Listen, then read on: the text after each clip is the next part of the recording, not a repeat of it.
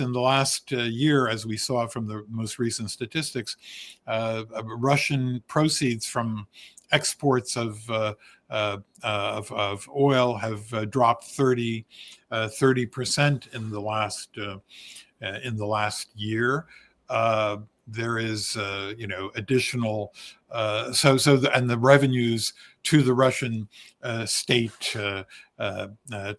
Lukoil is asking for a private Russian company, but nevertheless is asking for government subsidies because their financial situation is critical. So this has already had a large effect. The fact that the Russian VAT has been raised from 20 to 22%, which is a very high tax on Russian consumers and feeds inflation and the cost of living. American security guarantees in exchange to Donbass, solution or trap? Under what circumstances Putin-Zelenskyy meeting can really occur? Why Americans avoid the second round of Abu Dhabi talks? And how the hunt for the Russian shadow fleet could end. All of these topics I am about to discuss with writer, political analyst, and senior fellow at Atlantic Council, Adrian Karatnycky. Adrian, welcome to 24 War and Politics YouTube channel. A pleasure. I would like you to share your expectations about upcoming second round of Abu Dhabi talks. Well, I think we are now a year and 2 months since the election of Donald Trump. We're over a year into his presidency, and I think it can be said fairly that there has been really little progress on the Russia front in terms of resolving this conflict. There's been a lot of turmoil and a lot of repositioning with regard to the package that would give Ukraine some assurances and security guarantees. And I think a lot of expectations have been raised, but I personally view these negotiations as a dead end. I don't see them leading to any dramatic breakthroughs in the foreseeable future. I've been a skeptic of a non-power-based negotiations appealing to Russia's interests, offering them inducements, treating them with complete courtesy. And in fact, if you look at the record of President Trump's accomplishments, if you will, it has been a combination of force and then negotiation that has led to results. I mean, whatever you may think of the episode in Venezuela, it has, in addition to arresting the country's questionably elected president, it has been it has resulted in the U.S. using force to try to impose some will on the conduct of the Venezuelan authorities, and it's been to some degree successful. The U.S. support of Israel has and its green lighting of the use of force against Hamas and the displays of U.S. power against Iran have all been part of this effort to create that has won the respect of many in the Middle East. So in all of those instances, and even in this question of Greenland, where a lot of it is on the surface was a dangerous proposal from the president, but I believe in the end the president's threat of force against an ally in this case is probably leading to more concessions in terms of U.S. presence in Greenland and of a military and perhaps of an economic nature than it would have otherwise received. So from all those points of view, whenever Trump has applied some degree of force and suasion, he has had better results than this appealing to his good friend Vladimir Putin. And so I don't hold out much hope for movement towards a settlement. I think it's important to get other issues out of the way. So, for example, my understanding is that there will be technical discussions in the next phase of the direct bilateral talks between Ukraine and Russia, and I do think there will be a lower level U.S. presence. I don't know whether this means that the U.S. is, who the U.S. is sending, but it's understanding that there, according to Secretary of State Rubio, that there may be observers on the part of the United States, not as arbiters, but to keep track of how these discussions are going. But I think it's good for Ukraine and Russia to have discussions of how they would envision,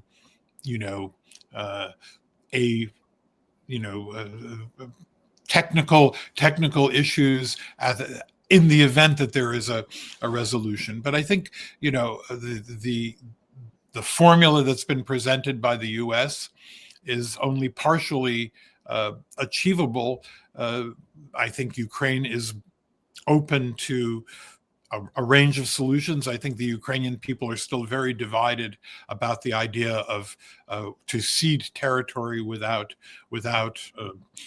combat. But I think that the real fact is that Putin has not even moved behind the position that he also wants Zaporizhia and Kherson in the south to be ceded, which would mean a much heavier Russian presence in right bank Ukraine, to the west of the Dnipro River, which would be, I think, creating additional strategic military threats to Ukraine were Russia to achieve that kind of a cession of land. And again, we don't know what Putin has thus far not surrendered from any positions. His position is still in effect the capitulation of Ukraine. There is no sense that he is accepting security guarantees which have not been which may have been broached to him, but there's no signal from the United States side that those are acceptable. So it's not just territorial issues. I mean, is Putin ready for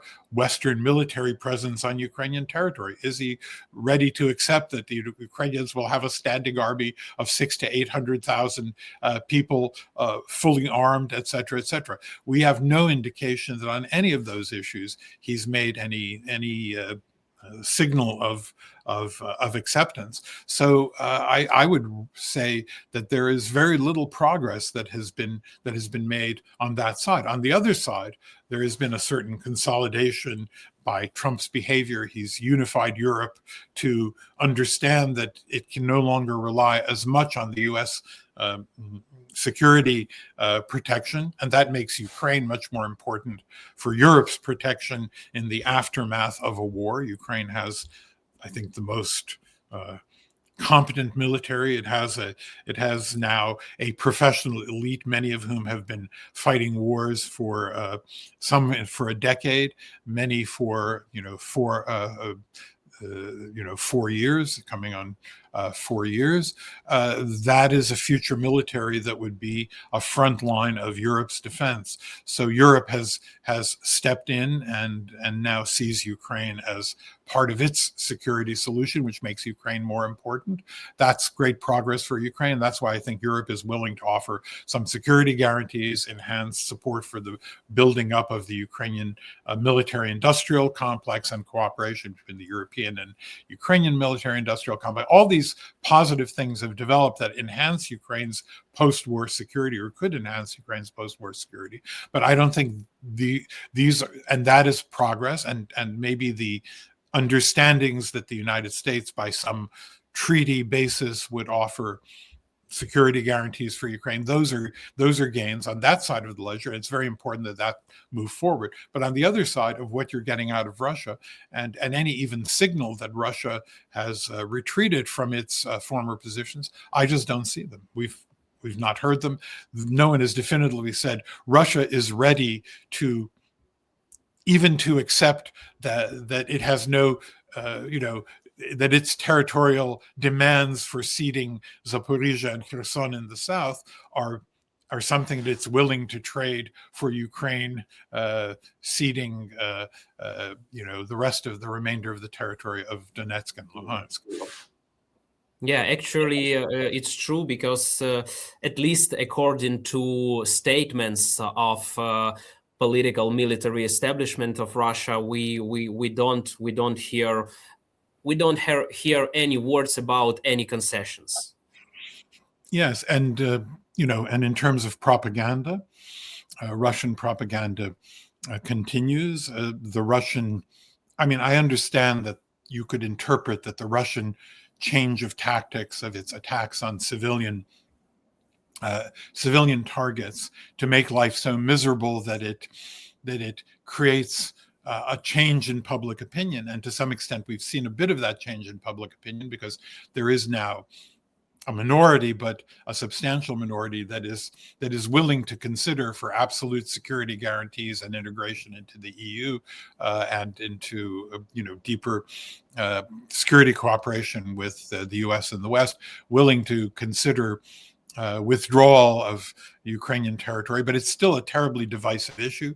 It's an issue that would create internal political turmoil, and so I'm not sure that President Zelenskyy, because he is the president of a country that is in the end democratically accountable, would be able to make that kind of a deal, even if it was on offer. So I think there are just so many obstacles to this that I think that the only real way to get this done is to understand that for the president of the United States and the U.S. Leadership to understand that it's only through extensive pressure, ratcheting up of the economic levers, that's as well as giving Ukraine long-range strike capabilities and enhanced military support. Those are the only ways to bring Putin to the table. And here, I think we it's worth, if you wish, we can have a little bit of a discussion of Russian vulnerabilities, because all this diplomacy is obviously going on at a time where last year the Russian economy grew like 0.6 or 0.8%, a big slowdown. The economy is now in very bad shape for the coming year. It's also going to be below 1%, are most estimates of Russian growth. There was a little bit of a symbolic spurt because of the vast increase in military spending in the previous year, which showed the Russian GDP growing, but the effect of that was fairly limited, because where was it growing? It was growing not in just producing new products and new machinery and new infrastructure. Much of that money was diverted into material that within weeks was being destroyed on the battlefield of Ukraine. So all of that money that was showing, GDP growth was not creating an engine for further growth. It was basically creating rubble that ends up on the battlefield. Destroyed tanks, destroyed military equipment, etc. And not to speak of the vast destruction of Russian lives. Russia has a demographic problem. By 2050, the Russian population, unless it expands and takes over the Ukrainian population, the Russian population is expected to decline to about 130 from 148 million people. So there's a demographic issue. You've had this big brain drain of technical experts who are living in places like Belgrade. They're living in places like Dubai, and in other places who are working in the technology sector. There are many disaffected people. So, for example, one of the big rising economic forces in the AI revolution in Europe is a company called Nebius, which has an outgrowth of people who are working with Yandex, who left Russia for both political and, I guess, social reasons. So losing this, Russia is completely out of the AI technological revolution. The Russian press has even very honest discussions where newspapers like Nezavissimaya Gazeta and Komsomolskaya Pravda are writing about the fact that Russia not only is incapable of scaled production for the new technologies. It's not even capable these days of creating prototypes of such production. So there's not even the prototype innovation capacity, not to speak of the industrial capacity. And with the world moving to the AI revolution, I think there must be people who care about Russia's future power and power projection, who, like the Soviet leaders in the Andropov era, understood that they have to find some new formula for keeping up with the gap that was growing between then the Soviet Union and the United States and the West. But in this case, the gap that's growing between Russia and the rest of the world. Russia is part of the BRICS, but it is the most, in a sense, the least innovative, the most backward part of the BRICS, and its prestige is only by the fact that it's been inserted into it's a military partner of the BRICS, of some of the BRICS, or a geostrategic partner of the BRICS. It is not a geoeconomic partner of them. It is completely being bypassed by the revolutions and the progress that many of these other countries, certainly India and China, are witnessing. So any Russian leader looking at this, who is not Putin, meaning who is not filled with some kind of a personal mission to establish his imprint on Russian history by ingathering the Slavic lands of the former Soviet Union, will see that everything that Putin is doing is weakening Russia economically. And I think that creates a vulnerability where, if the US were willing to exert pressure, we would get some real negotiating progress, which I do not see yet. Mm-hmm. Let's get back to peace talks. Adrian, do you know anything about US delegation perception towards new head of Zelensky office, Kirill Budanov? How Americans consider him? Well, I think that the general view of, first of all, Budanov was very forthcoming and open to contacts, and is well known in official Washington, in the analytic community, and so on, because all the time that he was running the military intelligence, the Ukrainian military intelligence, he was also meeting with people, communing with delegations of members of Congress, senators, and the like, and established a very strong reputation. He is known, obviously, for being an extremely impactful military leader in the war effort, and I do think that there is. I think that it was an easy. I think the path is easier for him because Mr. Yermak, who did not have the best reputation in Washington, partly it was because of a certain kind of a vanity that he inserted himself into strategic issues and negotiating issues without the benefit. I mean, in a sense, we shouldn't criticize Mr. Yermak because we have Mr. Witkoff. We have amateurs, and both were engaged in diplomatic efforts. I guess Mr. Yermak had the advantage that he had people around him who could advise him, whereas Mr. Witkoff for many months was operating freelance and without any knowledge of much of anything. But the fact is that Mr. Yermak's English was poor. He did not make full use of the best talent in the of the Ukrainian foreign minister, of kind of deep analytic Ukrainian experts, and I think there were a lot of crossed signals. He didn't handle personal relations in the right way. So I think Budanov has an easy task of being appreciated as a better interlocutor. So I do think that it is a net plus that he has assumed this office, and I think it's also a signal that it's an important signal that Zelensky and his office are fundamentally focused on diplomacy and the war effort, and maybe there is the hope that the president will not be engaged in micromanaging. Budanov is not going to try to micromanage the Ukrainian economy, but will be more focused. And I think that's also something that the policy community, if not the Trump administration, appreciates. But I think he's a strong interlocutor. He has a lot of respect. And I also think he has respect on the Russian side, which is to say that, he's not considered an amateur in either the military field nor as a combat leader and in strategic thinking. So I think it's always helpful to have, a real professional engaged in this process. And I think that will benefit.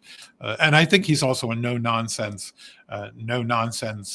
person. He doesn't have, I would say, diplomatic experience, but he has a high degree of credibility. And so I do think it's a big plus for Ukraine that he is in this process as opposed to Yermak. Yeah, and actually, I would like to add that I'm totally convinced that a lot of Russians are really afraid of Budanov. Yes, because he's killed some of them. Yeah, it's true. It's true. Yeah. Adrian, how would you describe current strategy of every participant of peace talks, and how would you assess chances of each participant to outplay the opponent? Well, look, I think it's impossible to outplay Ukraine on the diplomatic front. You can only outplay Ukraine on the military front, and that is becoming very hard for Russia to do. Although it's exacting a lot of pain and suffering and destruction as a result. I think that the United States has been outplayed by Russia. I don't think Ukraine has been outplayed, partly because Ukraine has, its people are part of this process. In the United States, the people are not part of this process. We would have better policy if public opinion were influencing the diplomatic process. And also the Russian people aren't involved in the process. So the Ukraine has the strength that its foreign policy is roughly a reflection of what its people want. Whereas in the United States, there's great sympathy for Ukraine, great hatred of and distrust of Putin in public opinion sampling, and yet the president behaves in another way. And I think eventually with President Trump's ratings, so paradoxically, I think that Ukraine is in the strongest diplomatic position of not being outplayed because it has to make its decisions based on very pragmatic issues of reflecting the public will of the Ukrainian people, the public will of those people who are in combat and who have laid their lives on the line. It would be U.S. policy would be better if it listened to its own people, and I believe that Russian policy, if Russia were more attuned to public opinion, my view is that the Russian people in general are afraid to say it, but they want this thing to end, and they'd like to reach a settlement. But back to the diplomacy, I think Russia has outplayed, Putin has played Trump. But Ukraine has I think handled this deftly. First of all, Ukraine has intelligently tried not to alienate the president of the United States. It has tried to make it clear to him that they want to help him in achieving his aim of winning a Nobel Peace Prize and bringing a peace settlement, and they're willing to do many things to move in that direction, and they've kept that balance. A much better performance than in the Yermak prepared disastrous Oval Office meeting of last year, which set back relations for several months. It took a bit of time to repair. So I think since then the Ukrainians have been behaving better, and I think the team well, there's a weak foreign minister right now, but maybe that will be resolved soon. But there is, with Mr. Kislitsa in the president's office, with Mr. Budanov, there is a very competent and intelligent team. So I think the Ukrainians are the best positioned, and they've played this well. And Russia has played it well. The weakest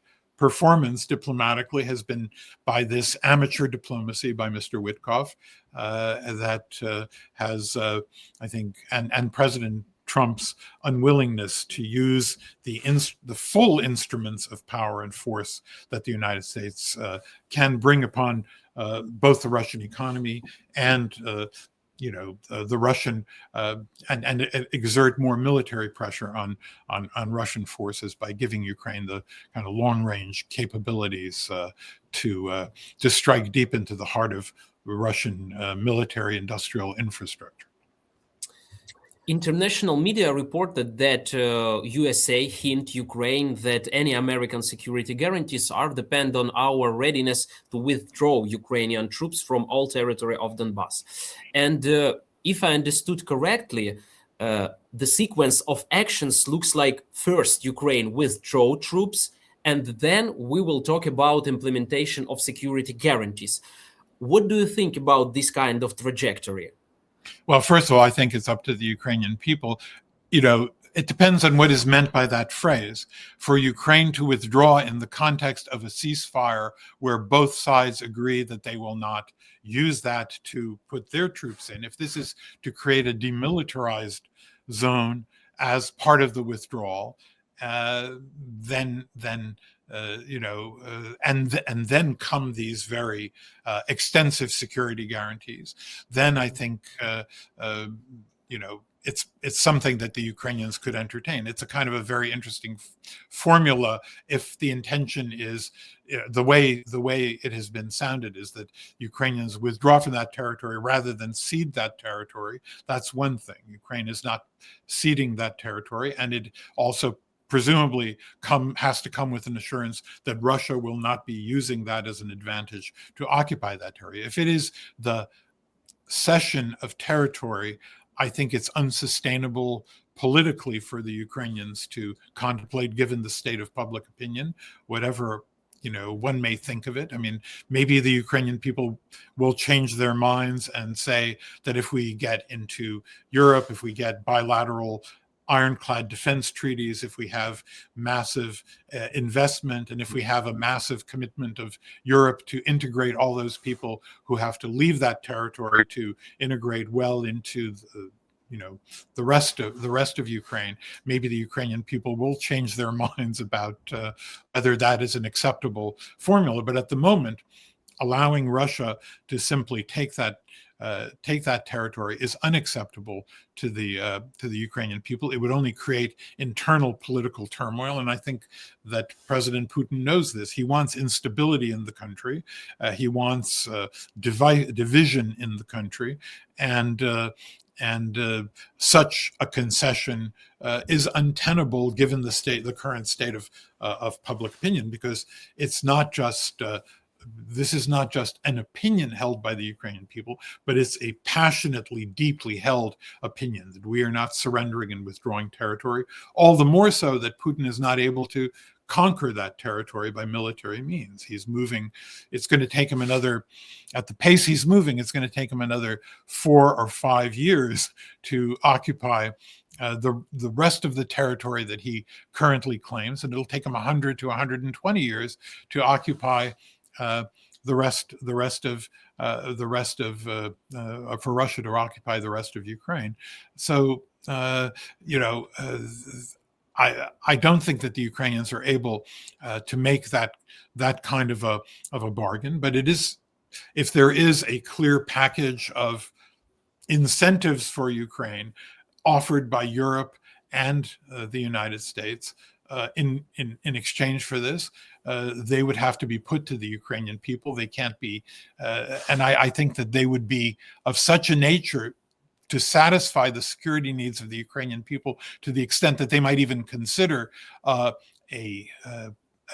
non-forced withdrawal from the Donbas, that those incentives would be such that the Russians would find them not acceptable for Russia's own sense of its own sense of security, or more accurately, its own desire to make sure that Ukraine is militarily weak and then subject to the Russian sphere of influence. So I just don't see how this works, which is why I just don't see this negotiation getting us there. I think there is a way to get to a settlement, but I think that it is only through the use, as I say, the use of economic power, military, kinetic power, that the United States is reluctant to greenlight, but which has worked well for Trump in other circumstances. So perhaps there is still the chance that eventually he will come to the conclusion that, trying to appeal to the better interests of,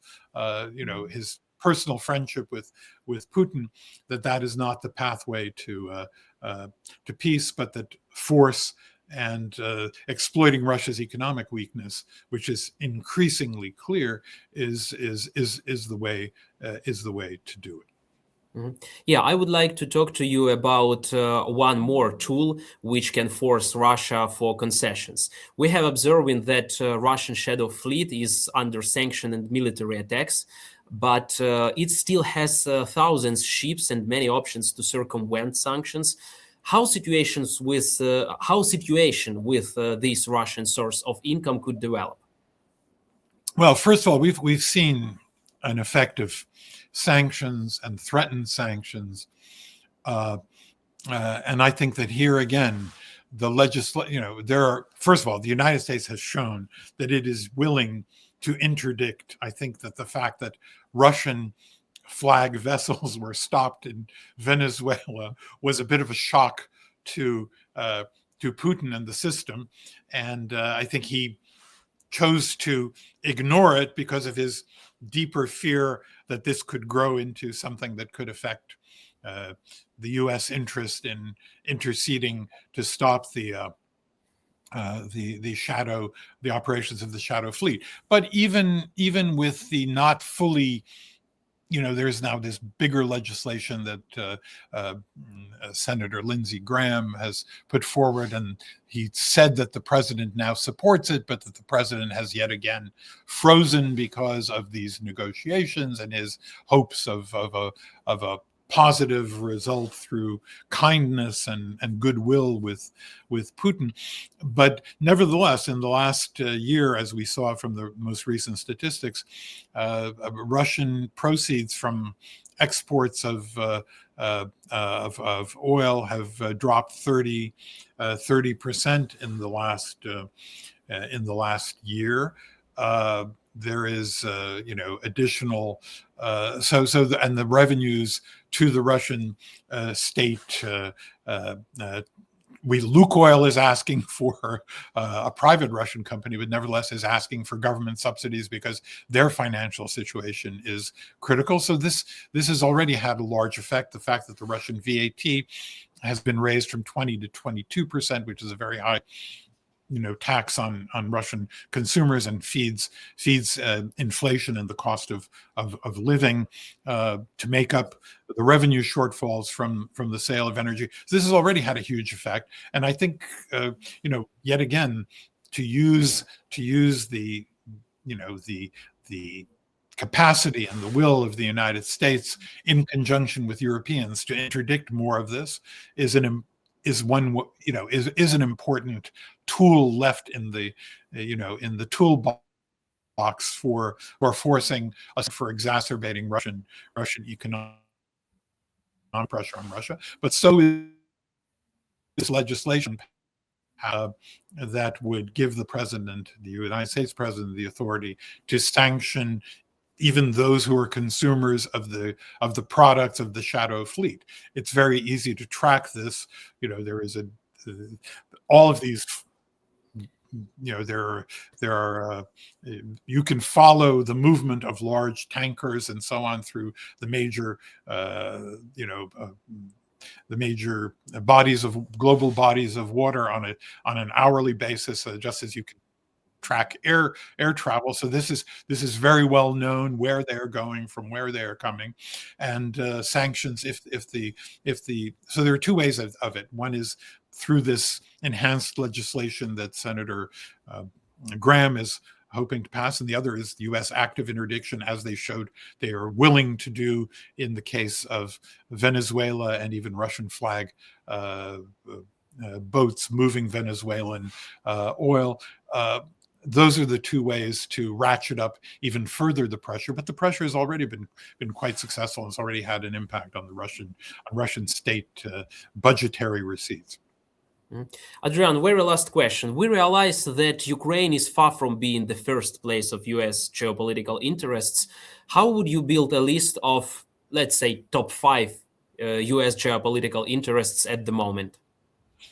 Well, it's hard to say, because the way foreign policy has been executed by the President of the United States has been to undermine what is presumed to be the main geopolitical interest of the United States, which is the rising threat of a growing military and economic China as an economic and military power. The fact that his trade policies and has the adventure around Greenland drove many Europeans, and also the tension he's created with Canada is simply drawing more of these countries to have not a U.S. based military economic relationship, but to seek other solutions. One is to rely on themselves, and second is to balance between the United States and China, which is not presumably it's just undermining the president's strategic interests. So I don't know what I mean. I would say what I believe are the top should be the top priorities, but it's unclear what they are, because very often the execution is actually undermining them. Presumably, China was the top priority. I think Israel, the Middle East, and the stability of the Gulf states and Iran are an issue. But from the president's point of view, he always said that the solution to the Ukrainian conflict was one of his top missions, and he has failed to achieve that mission. Ukraine still remains an important pivot. I do think of part of the of U.S. priorities. I do think there is an ideological component in this, in the sense that some of the far right ideas about maintaining the kind of the historical identity of the United States as, in effect, a white European country, which has a lot of adherents in the within the people, among the people who populate the staff of the White House and the staff of many of the U.S. Ministries. That idea is also, where we heard the echoes of it, the priority of keeping Europe European and getting Europe to adopt the same kinds of immigration policies as the United States is a priority for people like J.D. Vance and some of the ideologues of what would be called conservative nationalism, and to export those ideas into Europe. That's a strategic priority, to change Europe. I think the U.S. underestimates Europe and European growth. I think, in a sense, yes, the European economies are growing more slowly, but we've seen in Chancellor Merz and other European leaders acknowledging that there has been over-regulation and too much regulation. So I think what Trump has done is he's shaken up the system, and in a sense, if his priority was to strengthen Europe, he is strengthening Europe in an indirect sense by angering Europe and forcing Europe to take things into its own hands. And also, the unreliable economic partnership is forcing Europe to become more diverse. And also, Europe is also recognizing that it has to step up in terms of its own growth policies, deregulate and move towards a more innovation friendly direction. And we see the emergence of fairly important European contributions in the AI revolution, certainly far behind where the United States is and far behind China, but Europe is slowly beginning to invest and move forward on that front. So in terms of the US priorities, indirectly, by insulting Europe, I think Trump is contributing to the strengthening of Europe, and maybe that was a strategic priority, to make Europe capable of standing up on its own, so that the U.S. can divert more of its resources and attention to the security threat posed by China. But at the same time, he's undermined it by pressing Europe and Canada into closer economic relationships with India and with China, and not with the United States. So in a sense, he's strengthening at least some of the relationships with the BRIC countries and not acting in the national interest. So I think, but I would say those have been the priorities, to shift the burden, military burdens of Europe on its own budget. That is largely being achieved, at the same time as being undermined by Europe's warmer relationship with Europe's and Canada's warmer relationship with China. I do think that this hemispheric thing is ridiculous.